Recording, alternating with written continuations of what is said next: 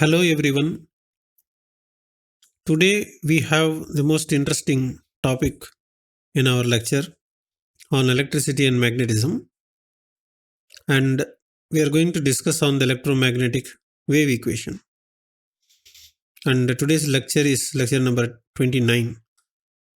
So in the last class we have seen the four Maxwell's equations. So let me write down therefore the four Maxwell's equations that we got till now. So the first equation is the divergence of E is equal to the rho by epsilon 0. The second equation is the divergence of the magnetic field, which is 0 always. The third equation is the Faraday's law, del cross E equal to minus dou B by dou T. You have to be careful in putting the vector in the appropriate places, including on the del operator. So this is very important. On the del operator, you'll have to put the vector symbol. Otherwise, it is not correct actually. Okay, where you will be writing without knowing its importance, but it will appear that del is a scalar, E is a vector, and then you are taking cross product. It looks like that.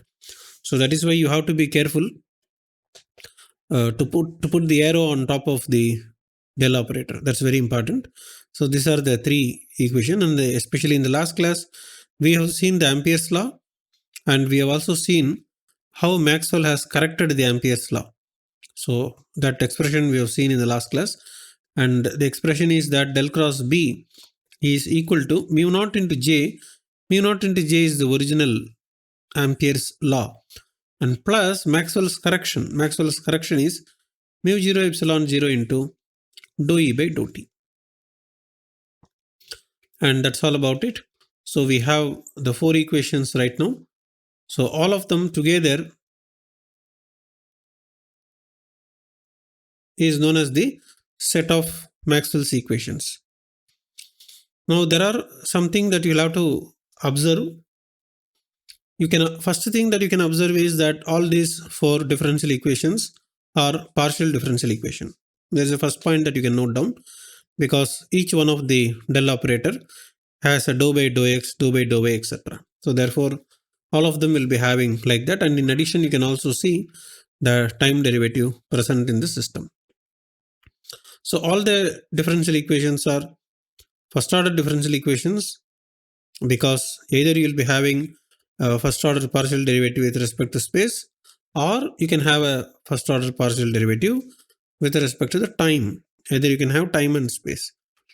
So all of them are like that. Now you need to know what are the unknown quantities, what are the known quantities. That should be clear. Only then you will be able to understand what is the meaning of writing down all these equations. In fact, we have seen the physical meaning, that from the very beginning we have seen the meaning of Gauss law, and then the meaning of this particular equation, namely the non-existence of magnetic monopoles and Faraday's law, Ampere's law with Maxwell's correction. So that is fine. Mathematically speaking, what are the known quantities in this equation and what are the unknown quantities? So that is something that should be clear in order to better understand mathematically. So here the electric field and the magnetic field, these are the unknown quantities, which means that we will have to evaluate it. Mathematically we have to compute, or we will have to solve the differential equation. That's the meaning. Unknown means you have to solve and get the answer from that equation. And therefore these are the unknown quantities. Then what are the known quantities? Certain things are clear. Mu naught and epsilon naught is, of course, they are known to you. And time is an independent variable. So therefore, that is also fixed one. In addition to that, what are the known quantities is, here I didn't put a vector. J is also a vector quantity. Okay.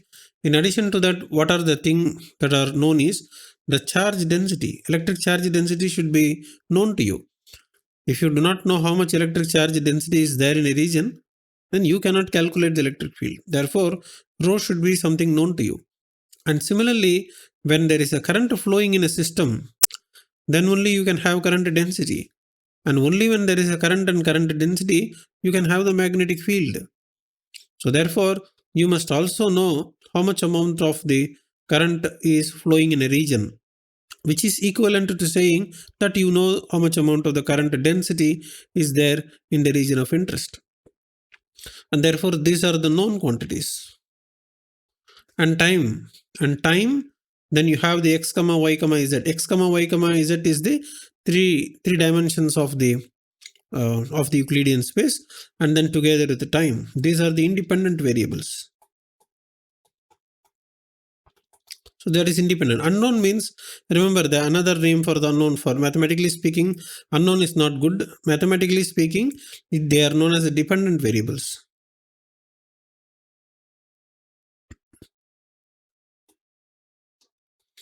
So once you have this 4 Maxwell's equation, you should also be in a position to clearly explain what are the quantities to be computed. Quantities to be computed means E and B. Quantities that are control variables. Control variables means, this is another name for this is control variables.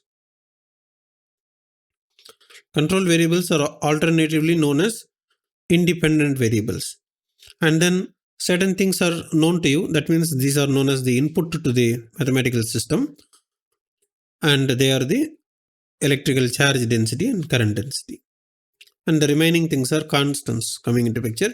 And if material medium is there, of course, you will have to bring into picture the relative permittivity epsilon r and relative permeability mu r into the system. So that is not complicated. You can always do that. But first of all, we will have to understand certain things clearly in the free space. Free space means you can consider vacuum. Vacuum is probably the free space. That's a proper name. But generally, this expression is also valid for air. Okay, the value of the epsilon 0 and mu 0 will not change because of the multiplication of epsilon r and mu r in air. Therefore, whatever is applicable for the free space, we can always say that it is also approximately true in the case of air. So this is the point to be noted. And why do you want to know this information is that when we are talking about the electromagnetic wave propagation, once you have the wave, it will propagate. Okay. Once the wave is propagating, you can ask the question, where is the wave propagating? It can propagate in free space like vacuum, or it can propagate in a conductor, electrical conductor, or it can propagate in a dielectric medium. That means a material medium. So once you have a material medium, then additional quantities comes into picture known as the relative electric permittivity and the relative magnetic permeability. So these quantities should be multiplied to the respective zero versions. Zero versions means this is the mu 0, so you'll have to multiply with that. And similarly, you'll have to multiply, in this particular case, epsilon 0. So this kind of product, once you have, then we will be removing the suffix altogether, and we will say that this is just mu. So therefore, what happens is, in these equations, you will be removing the zero versions and then directly substituting without any suffix there. So that is one thing that you can do when you are moving to the situation where some material medium is there. So right now, there is no need to worry. Today, we are going to discuss the situation that is applicable for free space and air. That's what we will do. In the case of the material medium, right now, don't worry. Those modifications, maybe I will explain in another class. Those modifications are small modifications. So let us come and try to understand something. The whole electromagnetic theory put forward by the Maxwell has gained a lot of importance and popularity because of its direct importance in practical use. And today we have the so-called radio communication, microwave communication, and the most recently you are having the fiber optic communication. Okay, so all those things are related to the electromagnetic wave propagation. So the entire technological developments that we are seeing today is because of the Maxwell's equation. That means you have 1, 2, 3, 4. But remember, not only due to 1, 2, 3, 4, but if you do a little more on the vector calculus properties of equations 1, 2, and 3, and 4, then you get an interesting result. And it is not only an interesting result, but the result is also surprising. Okay, so that is what we are going to see now. That is why the topic is also important. Okay, this is the place. This is the place where certain unification is understood. Unification means you have different kind of processes, physical processes. Initially, you think that they are something different. I mean, one physical phenomena is not relevant, or it is not connected to the another physical phenomena. So initially, when the opinion was like that, when the equations are written down like this, 1 to 4 here, the Maxwell, the equation provided the physical insight that the physical phenomenon are interrelated. You can see where is the interrelation coming into picture. In this particular equation, you take the third equation. The third equation, on the left hand side, you have the electric field. On the right hand side, you have a magnetic field. And then here you have an equal to sign, which means that there is something about the electric field. Okay, you have curl you are taking, that's okay, but finally it has to be something with electric field, and this one represents something related to magnetic field. So some property of the magnetic field and some property of the electric field are related because equal to is there, and this is one place. The second place is equation number 4. You come to equation number 4. Here you have a magnetic field, and on the right hand side you have an electric field here. This clearly tells that magnetic field is also connected to the electric field. So therefore, electric, and if you combine these two things, we will understand that the electric field and magnetic fields are related to each other. Related to each other means, this is very important. Related to each other means the magnetic field cannot have its own independently. It cannot take its own value. That is the meaning. Okay. Let the electric field take some number. Magnetic field will take some other number by its own. Okay, whatever value it likes.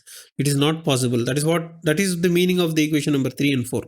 The moment you fix the electric field, the value of the magnetic field is also fixed by some factor. That is the meaning. So this kind of connectivity, okay, it clearly tells you that the physical processes are somehow related to each other. And this means that the electric field that is generated due to the charges that are there, which means the Coulomb's law, and the magnetic field that was getting produced because of the Biot-Savart law, they are not at all something totally different. Because initially people thought that these two things are quite different. That was how historically it was there.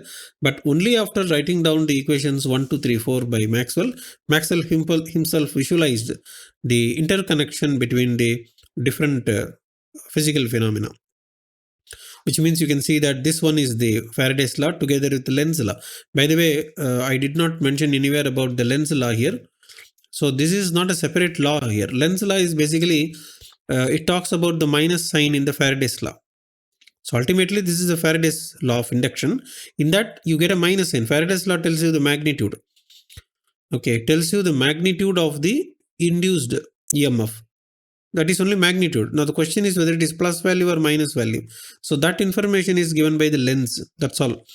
So Lenz says that it will be in the opposing way, and therefore minus should be attached to that. So Lenz's law is only part of the Faraday's law of induction.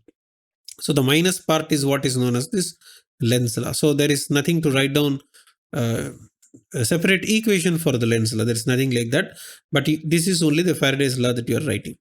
This is one thing. Second thing, important point is that the additional term that is coming out here is known as electrical displacement current density. That's what we have seen in the last class.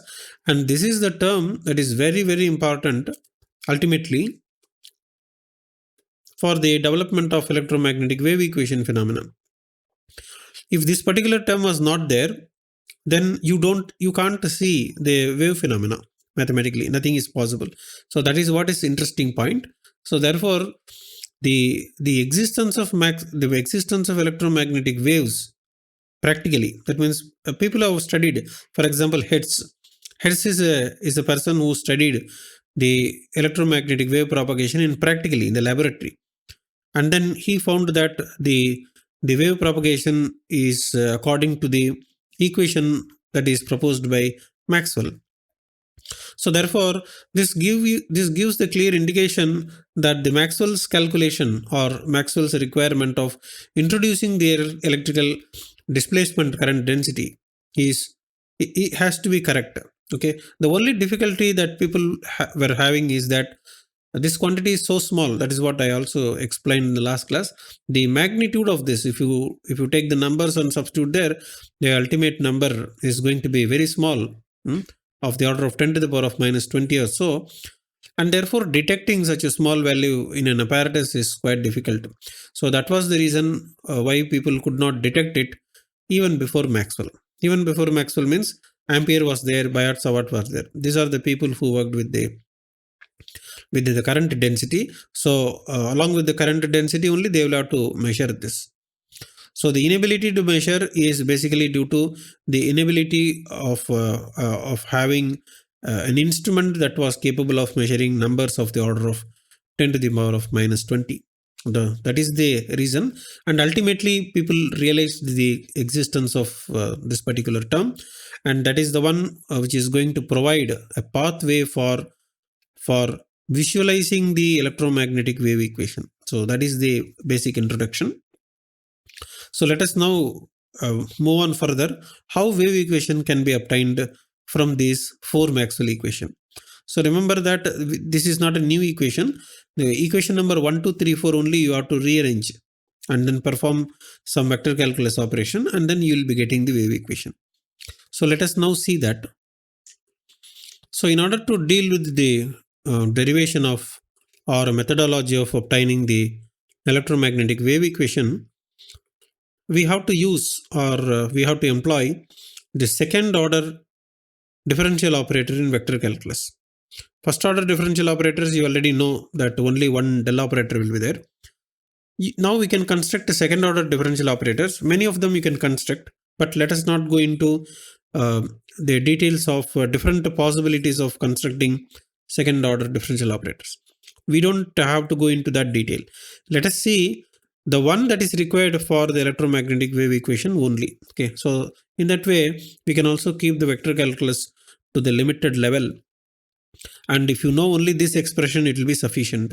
Now this is the product rule in vector calculus. It tells that it is a curl of the vector. So let me write down that this is, if A is any vector, as usual A is any vector, mathematical vector, then curl of, that is what is del cross, curl of. So because I am saying of here, you can put a bracket for clarity. Curl of, again curl of a particular vector. If you can evaluate this, then this is equivalent to the gradient of divergence. So this is gradient of divergence of the vector minus the Laplacian of the vector. So this particular del square is a Laplacian operator.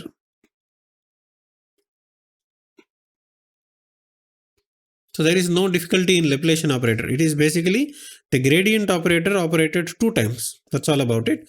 But then you see that this del square is not a vector. This is important. Del square operator is a scalar operator. Okay, it is operating on a vector object, and finally this combination will give you a vector. So let me first explain del square so that things are very clear. You already know what do you mean by the gradient operator, which means del operator. So let us write down that this is equal to the unit vector, and then you write down the corresponding first order partial derivative. Then similarly you write down dou by dou y plus az into dou by dou z. So therefore you will have to calculate del dot del. Okay, this is what is known as the second order partial derivative. So if you write down the entire thing here, then you put a dot, then you repeat the same thing once again. So the entire thing has to come here, and the entire thing has to once again come here. So if you do that, then you can imagine what is the quantity that will emerge. So if you do this, we will be getting, so Ax will be there here, Ax will be there, and here also Ax will be there. Here also you will be having dou by dou x, and here also same dou by dou x, and you are taking a dot. So Ax unit vector will dot with Ax unit vector, that will give you 1. So vector will disappear. Then dou by dou x of dou by dou x. See, dou by dou x is basically a scalar. There is no vector here. Okay. So this particular dot doesn't gain any importance.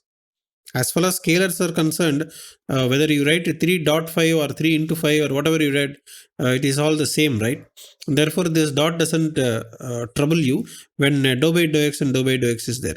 So basically, the understanding is dou by dou x is operating on dou by dou x. Okay, so dou by dou x is operating on dou by dou x. And you can easily write down that this is the dou square by dou x square. And that's all. Then plus. Then similarly, you'll be having a second term here, again second term here.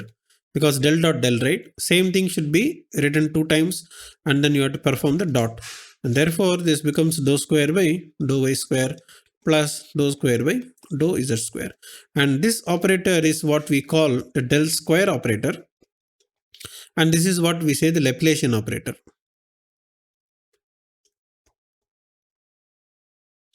So the Laplacian operator can operate on a scalar as well as it can operate on a vector. So both options are there. So it is quite easy. How do you understand? Let me write down what is del square phi equal to. You will have to attach the phi here, phi here, phi here, which means I can write down like this: dou square phi by dou x square plus etc. So remaining 2 terms you will have to write down here. So del square is a scalar operator, phi is a scalar. And therefore, this particular object, if you simplify, this is a scalar object. And not only that, you can now apply, you can again apply the same del square operator on a vector quantity also. So this is a scalar. So the scalar operator can operate, and therefore this A vector has to be applied here, and applied here. So if you do that, we will be getting dou square A by dou x square plus same thing, dou square A by dou y square, and the answer is a vector. So our conclusion, or what you understand from this, is that the Laplacian operator can operate on scalar, the Laplacian operator can operate on vector, and the final result will be respectively scalar in the first case, the vector in the later case. So our conclusion is del square can operate on both scalar and vector, and we can get it. And del square is, by the way, not a complicated one. It is a fairly simple expression, which is this quantity. So this you'll have to keep in mind whenever you are going to perform the del square operator. And that is what we have here written down in the case of the standard relation, namely this one. So this is very important relation, what is known as the product rule. There are, in the last class, I already told you that there are several product rules are there in vector calculus, and you don't have to write down all of them and memorize all of them. So that will be somewhat not comfortable, and sometimes it will be boring, or sometimes you will be unable to remember all of them together. So because of all these reasons, there is no need for writing down all the product rule together and then memorizing them. That is not required. So as and when required certain formulas or certain product rule, at that time only you can learn them. So this is one of the important product rules containing 2 first order derivative. That is the thing. So here is one first order, here another first order. We can alternatively write down this particular expression as curl of A. You can write down like this.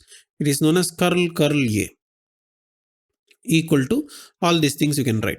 But writing in a proper mathematical form is recommended. But people can also write like this, curl A equal to, here you have to write down gradient of, then you write down divergence. So simply you write like this. It's a grad of, then you say that divergence of, then you say A. Like this you write, then minus Laplacian is LAP you write down, then A vector. So you can also write like this. But finally, ultimately, when you are working with the equation, you have to write like this. Probably one of these versions will be easier for you to remember. That's why I am writing this also for you. Now, if you know this equation, let me say that this is equation number 5, then we are now ready to obtain the electromagnetic wave equation. That's all about it. So you need to know only one product rule. So it is easy to remember. Curl of the vector is equal to the gradient of the divergence minus the Laplacian. Like that you can remember if you read like this. Okay, so let us now see how to get. The steps are quite simple, not difficult. Here you have to remember that capital A is any vector. So any vector means in electromagnetism what will happen? Any vector can be electric field vector. Any vector can be magnetic field vector. So you have to do the calculation 2 times. One time for substituting capital E here and finish the calculation, and come back here and then substitute capital B here for magnetic field, and then again you simplify the equation. And every time you simplify the equation, you will get one wave equation. So the methodology is clear. What we are going to do is also clear. And since we are going to the next board, you need to know, or you need to remember this particular 4 Maxwell equation. If you are going to write down in your notes as we are proceeding further, then it will be very easy to refer. And then when we are going to substitute, for example, I will be substituting curl of E means minus dou B by dou T. I will substitute like that. So for that, you need to remember these 4 equations. So once you tell what are the name for the corresponding equation and then write down, then things will be quite simple for understanding. Okay, so let us now start with this equation number 5 and then substitute electric field for the first case. So let us start like that. Okay, so for the electric field, I will write down now. For the electric field, apply equation number 5. So if you apply this, I will be getting like this. Curl of the electric field is equal to the gradient of the divergence of electric field minus the Laplacian of the electric field. That's all about it. And that is over. Now you will have to simplify this equation using the Maxwell's law. So how are you going to simplify is that there is a divergence of the electric field here. So you will have to use the Maxwell's equation. ME means Maxwell's equation. Which equation will you use? 1, 2, 3, 4 you have. So divergence of E is going to be in the equation number 1. So we will use the Maxwell's equation 1. And here there is a curl of the electric field, and therefore this is the one which happens to be the Maxwell's equation 3. So let us use this and then simplify. But before that, let us make a note here that let us assume that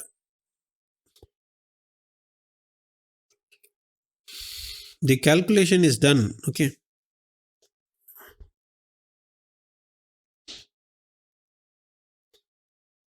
The calculation is done in vacuum.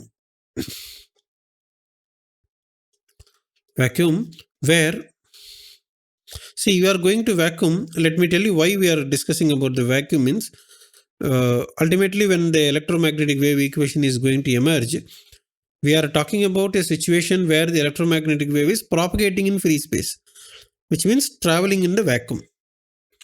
For example, if you are going to send an electromagnetic radiation from the earth, then up to certain level you will be having the earth atmosphere. Earth atmosphere means air.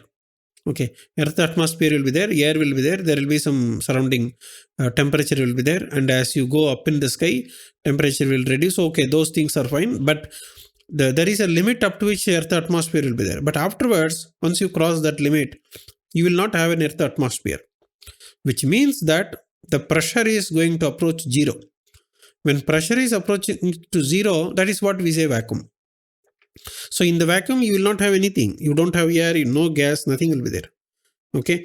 So once that kind of a transition is there, but the electromagnetic wave will continue to propagate there, isn't it?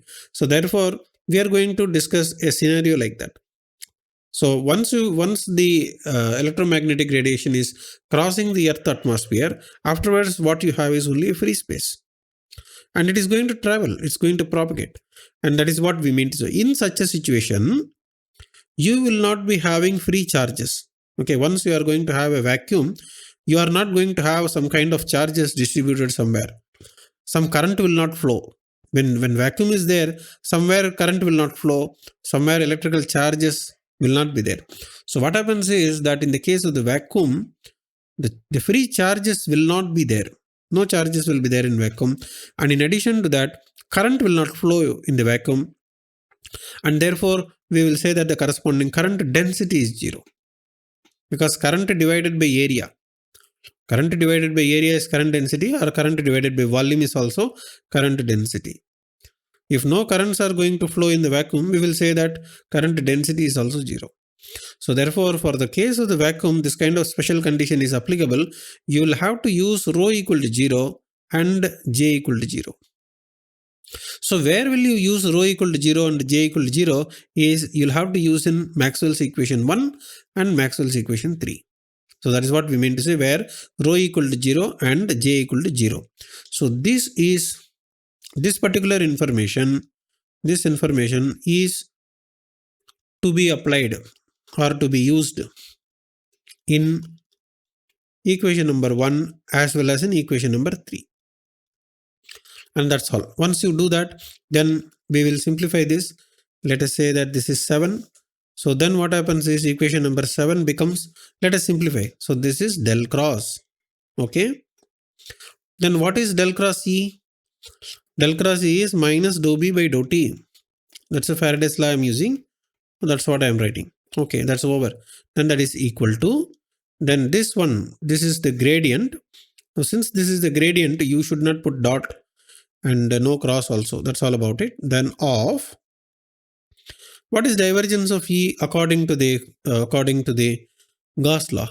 Rho by epsilon 0. You remember that this is rho by epsilon 0. But what is the value of rho? Now you said that rho equal to 0.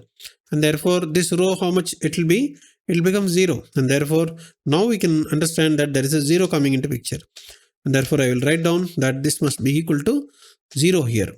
So probably I can write down that this is equal to 0 divided by epsilon 0. That is the meaning. Then minus, you will be having a del square of the electric field. And you have to be careful. Electric field vector you have to put. For del square, you should not put vector. Del operator, you should put vector. Similarly, every del operator, you have to put the vector. So this is very important. If you are not careful and write whatever you like, then the ultimate result also will look like that. Okay. So let us simplify this. This fellow is going to 0 ultimately. This minus is okay. Minus we will write here. Then we have a time derivative dou by dou T of time derivative of del cross B. So these two things are there. We can write down del cross B. Now we are able to interchange. See here, one interesting point is there. This is the spatial derivative. Spatial derivative means derivative with respect to space. Space means x, y, z, which means dou by dou x, dou by dou y, dou by dou z. That is called spatial derivative. What is this one? This is temporal derivative. That is time derivative is there. But we are interchanging. You see that dou by dou t has come here and del operator has come here. Can we interchange like this? The answer is, it is possible as long as they are independent of each other. You see, I have a dou by dou x of, dou by dou y of. So this is the operator that I have. And then I have some function sin xy. This is what I want to do. So it is dou by dou x of, dou by dou y of sin of xy. So I want to simplify. Now you can ask the question, why can we not do like this? Dou by dou y of, dou by dou x of sin of xy. That is the question that you are asking. So sometimes this may be equal, sometimes it may not be equal.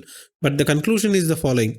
As long as these xy variables are independent of each other, okay, they are not at all depending on each other. The order can be interchanged. So this is important. But this situation is much more stronger situation than this one. In this situation, there is sometimes a danger. Sometimes it may not be equal. Sometimes it may be equal. So because both of them are space derivative, so at least a small doubt will be there here. Here that doubt is also not there because one of them is space derivative and another is a time derivative. So at least here both of them are space. Okay, so the question naturally comes, it all depends on the second order partial derivative. Okay, so mathematically speaking, there is something interesting that you must be knowing already. Mathematically speaking, the orders can be interchanged only if the second order partial derivative is continuous. So you'll have to check out the second order partial derivative and then check whether the function is continuous function or not. If the second order partial derivative is continuous, then the first order differentials can be interchanged. But here, even that trouble is not there, because this fellow is the spatial derivative and this fellow is a time derivative. So this is completely different one. So you don't have to worry about going to the second order derivative. Okay. So therefore, in this particular case, it is much more comfortable. You can always interchange the order of differentiation.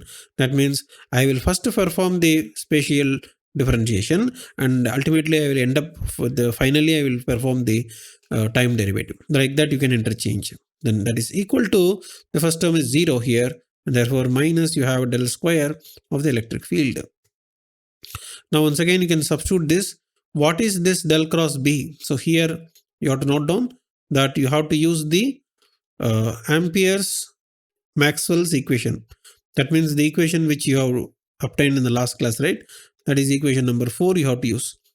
So in that equation, I will write down here for convenience that if you remember what is the fourth equation, we have like this. It is mu 0 into the current density plus mu 0 epsilon 0 dou E by dou T. So this is the equation, fourth equation. Now, in the case of the free space and vacuum, we don't have any current and current density, and therefore that term can be dropped here because 0. So what is left out is this. So that is what we are going to write down.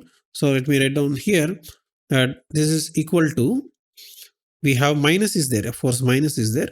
Then we have dou by dou T of, now write down this, mu 0 epsilon 0 dou E divided by dou T.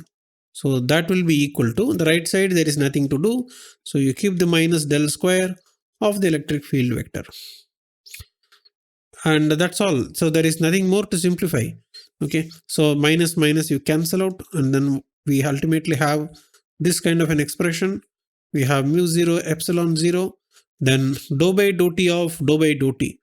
So that will be a dou square by dou T square of the electric field E. So I can write down the electric field E equal to, minus is cancelled, you have a del square of the electric field. And that's it. This is the expression ultimately you have. So we will write like this, dou square E by dou T square equal to 1 divided by mu 0 epsilon 0 into del square of the electric field vector.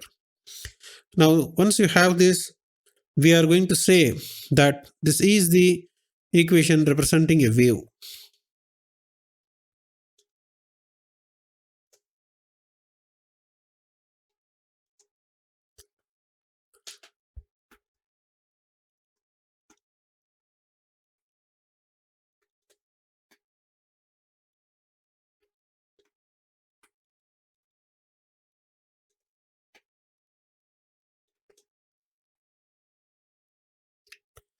So this is the conclusion, but you may get a doubt. How do you know that this is the equation of wave?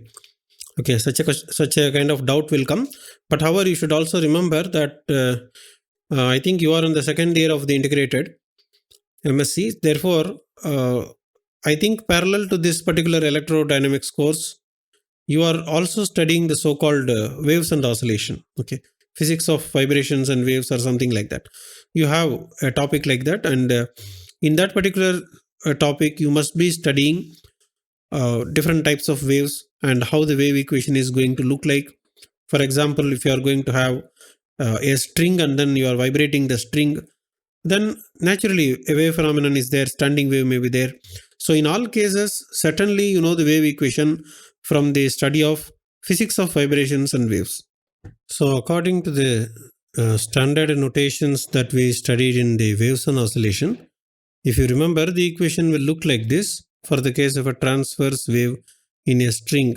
So that is the one which you can recall now. It looks like this. Dou square y divided by dou t square is equal to v square multiplied by dou square y divided by dou x square. So because if you look at this equation, you can now recapitulate what is known as the standard wave equation or the transverse wave equation, as you have studied in a paper called Waves and Oscillations. It basically represents the wave propagating in a stretched string, because in a stretched string you can easily generate the waves by giving an initial vibration. So once you have this, there is a big difference between, or at least there is a considerable difference is there between this equation and that equation. This equation is one dimensional, that is why vectors are not there. So if it is one dimensional, remember that the wave is going to oscillate in the y direction. So in case if you are going to show some kind of an axis, for example, if you are going to show like this, then we say that that can be the x direction and y direction. So along the y direction, the oscillation is going to take place. So therefore, this value can be some constant y naught.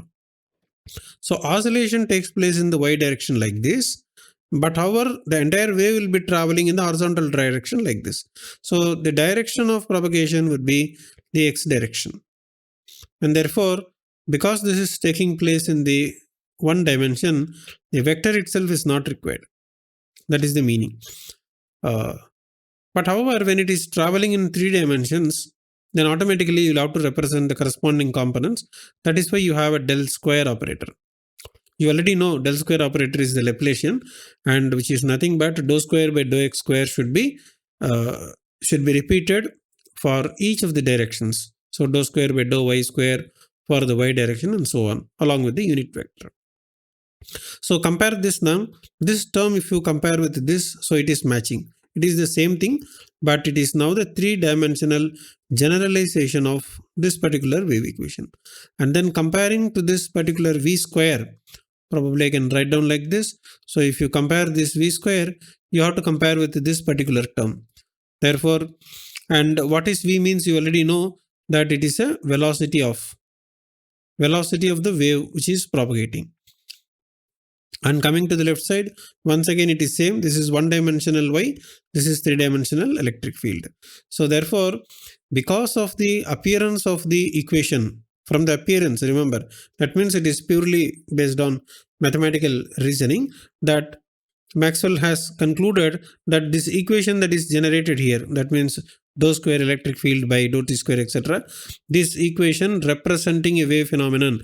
How do you know that this is representing wave phenomenon? Means by doing this comparison, because this is the one that is quite well known in a case of in the study of the longitudinal wave and transverse waves. Okay. Therefore, this is something which is well known, and the moment Maxwell has seen the appearance of a similar equation, Maxwell concluded that there is some wave phenomenon going on which we do not know at that time. Okay, so when Maxwell is writing down, such a phenomenon is not at all known. He is the person who is discovering. So once you recognize that this equation is a wave equation, we make a conclusion that the speed of the wave should be given by v square equal to, that must be equal to 1 divided by mu 0 epsilon 0. Now, since mu 0 is a constant and epsilon 0 is a constant, we can substitute their numbers. So if you can do that, but remember that there is a v square here. So therefore, let us first finish this. Then 1 divided by mu 0. Mu 0 is, I think, 4 pi into 10 to the power of minus 7 Henry per meter. So there is a number constant multiplied by epsilon 0. And remember, now you understand that that is the reason why we are considering vacuum. From the beginning we started, right? Our assumption is that let us do the calculation in vacuum so that these numbers are will be intact. So epsilon 0 will be 8.854 into 10 to the power of minus 12 farad per meter. Sorry, this is per meter. And you can now simplify this. So while simplifying, let me write down that let us take a calculator and evaluate this. 4 pi into 8.854, then into 10 to the power, there is a 12 here and there is a 7. So this is 19, that is fine. But what about units? Units is Henry multiplied by farad multiplied by meter to the power of minus 2. So units you will have to simplify, otherwise you do not know what it is. Okay, so this particular calculation you can now show that. So let me write down here so you can show it so that there is no confusion. 1 divided by Henry into Farad into meter to the power minus 2.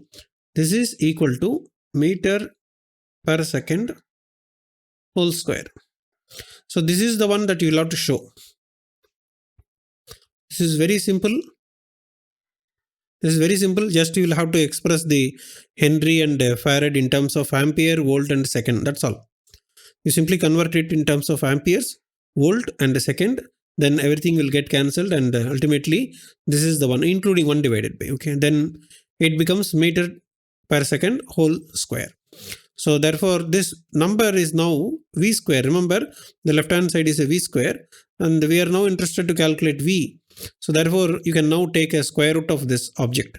So now the interesting result comes if you take a calculator and see. Take a calculator and do it. Then only you can realize how this number is interesting. So this gives you 2.998 into 10 to the power of 8 numerically. If you are going to do only this much, okay, only this much, if you are going to take a calculator and do, you will get this number. And probably you must remember that the square is there. So take a square root, otherwise you won't get. Take a square root of this.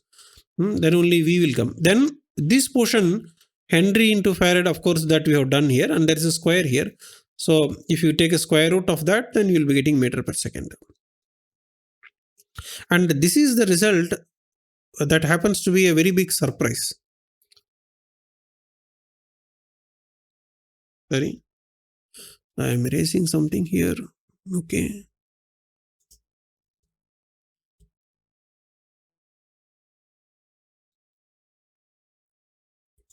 So this particular result gave a big surprise. This is a very big surprise. What surprise is there here is that there is an epsilon 0 and there is a mu 0, right? There is an epsilon 0 and mu 0. These are the two numbers. That's all. And speed of light, by the way, people know much earlier. There is nothing new here. So speed of light is as old as the topic of epsilon 0, mu 0. It is not a new topic. So Newton himself has found the speed of light, etc. Therefore, that is also a quite old topic. But what is surprising after so many years of the knowledge about these numbers is that what is the connection between light? This is light, right? What is the connection between light and then the experiment with the epsilon 0? Namely, he was doing the experiment with amber and fur, and he is doing the experiment with current. These are the things these people are using, but where is light coming into picture? Nobody used light for their experiment in Coulomb's law or in the Ampere's law or whatever you call it. Okay, Faraday's law. Nobody used light. But suddenly now light is coming into picture. The speed of light is coming into picture in the mathematical equation. So that is the surprising news now. To whom? To Maxwell. Because Maxwell is the person who is doing the calculation for the first time in the history of science. And therefore it is a big surprise for the Maxwell to know why light is entering into picture in our calculation. And that is the one which and therefore after thinking over what should be the reason why it is entering into picture, the conclusion that Maxwell is giving is that what is propagating. See here you see this particular thing. Just now he said that this is some wave is propagating, some wave is propagating, some wave is propagating. So there is always a question, what is that some wave? So that clarity now comes into picture. So what comes into picture is, now since this is representing the speed of the light, Maxwell said that light should be the one actually propagating. So that means our conclusion therefore says is that light is an electromagnetic wave. So this is a very big conclusion. You may not surprise to the extent Maxwell is surprised, because in the school somebody already told you, right? Light is an electromagnetic wave. So if this result is coming to you, it is not a big surprise for you. Okay, but at the time of Maxwell, no one knows about the connection between light and electromagnetic radiation. Maxwell is the first person to give this result. Based on the mathematical calculation, suddenly a number 3 into 10 to the power 8 comes into picture, and especially you see the units, dimensions Interestingly, so exactly meter per second comes, and you people already know that it is the speed of the light, and therefore what is traveling in the vacuum should be, it is already light. Light is traveling in the vacuum. That is very well known. Sunlight is coming, right? From the sun, light is coming to the earth. So in between the sun and the earth, you have a lot of vacuum. Light, the sun atmosphere is there only for a few hundred kilometers or so. Then similarly, this you have the earth atmosphere is there for a few kilometers. That's all. Then in between space is free space. So in the free space, light is traveling and coming and reaching the earth. And therefore, it gives a good conclusion that whatever light is traveling in the free space and reaching to us must be an electromagnetic wave. So that this particular result clearly gives that a very big unification. Now, what is the unification is, you have the electricity as a starting phenomenon with the Coulomb's work. So you say electricity. Then after some time, Payat-Savart gave the information about the magnetic field. Then you have written magnetism. At that time, you wrote and here, electricity and magnetism. So that means electricity is one phenomenon, magnetism is another phenomenon. Okay, you study these two phenomena together for one semester. Then it is called electricity and magnetism. But now, when the Maxwell has done this particular work, light is an electromagnetic radiation or wave. Then how can you say that light is a separate topic and study optics in some other year? How can you study optics separately? That is the question. So the discussion now comes into picture that optics is not separate. Optics is not separate. We will say that optics is a small branch of electromagnetic theory, not outside. Okay, if this much big area is if this entire thing is electromagnetism, for example, if this much area is that is the field of study, I am saying imagination you have to do. This big is the electromagnetism that you are going to study. A small portion of that, okay, a small portion from here to here, that would be the optics. So electromagnetism is a much larger phenomenon. It deals with much more information. Okay, optics enters into a small subdivision. So optics is basically a subdivision of electromagnetism. So such a big conclusion. That is called unification. So therefore we say that electricity you study, magnetism you study, and then optics you study in some other semester. It is not like that. So the conclusion is, don't do like this. You say it is electromagnetism or electromagnetic theory. So that is why people have combined the word electromagnetic together rather than saying electricity and magnetism. So the word and should be removed to say that these two are linked or interlinked so closely that you can't separate it. That is the first point I already told you, right? You can't separate it. See, in the very beginning when we were discussing, I already told you, right? The electric field here, magnetic field. You can't separate. They are interrelated, that's all, whether you like it or not. The only in the case of static situation means where nothing is moving, the magnetic component will go to zero. That's why you are able to see the electric field. But otherwise, electromagnetism is always there together in the dynamical situation, and because of that reason, the mathematical theory based on the vector calculus gave you a very clear idea that the electromagnetic theory is the one that is going to deal with everything, and there is no need to introduce an additional terminology called optics here. Electromagnetic theory and optics, no need. Why it is no need is, optics is a small branch of electromagnetism. So why do you want to put and there? So the moment you speak electromagnetic theory, optics is already included. That is the meaning. It is a sub branch. Okay, that is why fiber optics, when you study fiber optics, remember fiber optics is not with optics. Okay, fiber optics is nothing but electromagnetic theory. So that should be clear to you. And therefore light wave propagation, today light wave propagation, laser light, when you are studying laser light, for example, laser light study is basically electromagnetic theory. So this kind of a very big idea or a very idea has been created because of the Maxwell's mathematical work. Remember that the work is mathematical work based on vector calculus. So this is a clear demonstration in the history that mathematics provides very sound knowledge in understanding the physical phenomena. Okay, so probably at this place I will stop, and in the next class we will see a similar situation can also be obtained for the case of the magnetic field. So now we have done all the calculation only for the case of electric field. How do you know that? Electric field means that's what just now you have done, right? So you have electric field here. So if you see the electric field everywhere, you can see here.